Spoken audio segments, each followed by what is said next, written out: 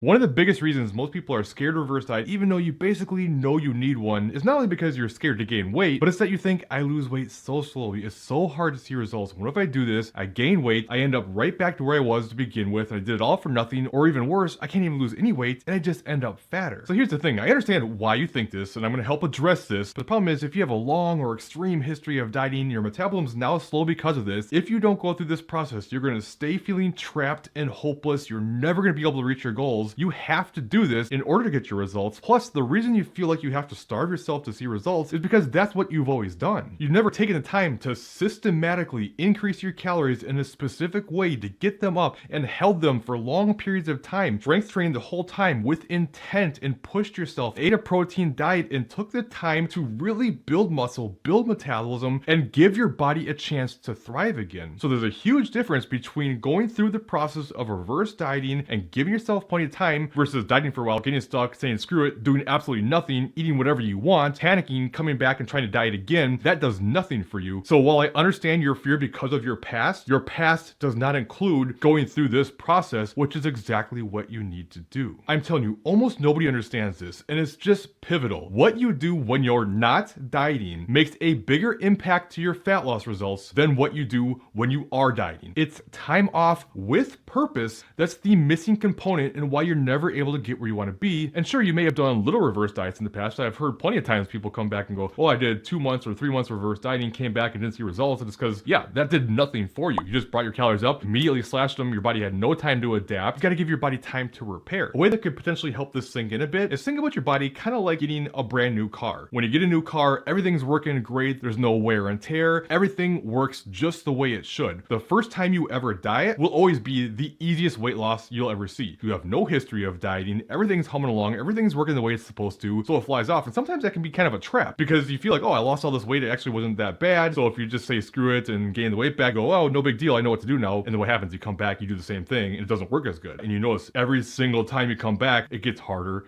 and harder and harder. Now, as your car gets older with general maintenance and oil changes and lube jobs and all that type of stuff, you can get it to improve. It'll keep working pretty well, but it's never going to be like that first time. And just like you can do diet breaks and keep yourself fueled up, and you can go through long periods of reverse dieting to get yourself back into a better spot, and you can keep things working, but just doing these little tiny 2 to 3 months reverse diets, especially with a long history of dieting, is kind of like your body desperately needs an oil change and you just decide to top it off a little bit. Sure, that might get you by for a little bit, but after a while, it's just going to be a disaster. So please don't convince yourself that you're okay staying where you are right now, a place that you know you don't want to be, but you just don't want to go through this because you're worried about what might happen in the short term. Some temporary weight gain is well worth the trade-off to improve your metabolism, build muscle, get to enjoy more food, improve your relationship with food. You're going to be less hungry, you're going to have more energy, it's going to fuel you up, everything's going to go so much better. So focus on all the wonderful things that can come from the reverse, understanding that basically everything that's bad about the process comes from the fat loss phase. The only benefit of fat loss phases is fat loss. The reverse diet phase, everything else gets better. But if you keep staying on low calories, especially if things aren't working, and sometimes I hear people say things like, oh, I've been on these low calories, this exact calorie amount for 6 months or even a year, sometimes even 2 years, and saying, well, I'm just not seeing results. And it's like, oh my gosh, why are you on the same calories for a year expecting it to start working? Like if it's not working after a month, it's not working, right? Like don't keep doing it just hoping one day it's going to happen. You're just going to stay stuck. This is where the reverse diet comes in. And I'm not trying to like come down on you if this is what you've done. You didn't know any better, but now something's got to change and you got to be okay with taking that leap and getting yourself out of this diet hamster wheel that's just destroying you. And honestly, this is a great time to start if you really want to take a nice long reverse. I'm not saying you have to do this, but a year off of dieting would do most people wonders. And if you really have an extreme history, you actually might need a year. The longer you can go, the better off you can be. You can't reverse diet too long, but you can definitely reverse diet too short. And if you start now, by the time the year is up, now you're going to go through the holidays with your hunger settled because your hunger hormones are in a great place. Your calories are sky high. You get to enjoy all the flexibility during that time of the year without feeling trapped, without feeling guilt, and it just makes it so much easier. And then you're going to come out of that period with your metabolism just ramped up, and then you can hit the ground running afterwards and things will just go phenomenally. And hey, even if you don't have an extreme history of dieting, let's just say you're someone who just wants to build a lot of muscle. So many people just try to diet themselves to a muscular physique and it doesn't work that way. You have to take the time to build muscle first, so when you come back in the future and cut down, then you can display display that muscle. But if you never take the time to build, you're never going to have that muscular physique. I was really lucky, at least I guess fortunate anyways, when I did let myself go 12 years ago. Yes, I really let things go, but I continued to train hard through that whole time. I continued to eat plenty of protein through that time. So I had a lot of time. I think it was like a 2+ year process of basically being in a constant calorie surplus. So I built a lot of muscle, and that's why when I came back and finally dieted back down, I was able to display some nice built muscle. I think this is why people think I went on steroids or something when I show the transformation, because most people start while being fat with having no training experience whatsoever. I came from being in a surplus for 2+ years on top of like 7 years worth of training consistently in a row. So again, this time off with purpose is going to do wonders for your physique almost regardless of what your goals are. And honestly, arguably one of the biggest things that's going to be overlooked here is that going through this process will really help solidify making a fit lifestyle just that, part of your lifestyle. Because most people fall into, well, I'm only going to work hard if fat loss is a goal. And while you hear me say all the time, sustainability is so important, it really is, but it's the lifestyle that needs to be sustainable. Your fat loss phases are temporary. You should be dieting way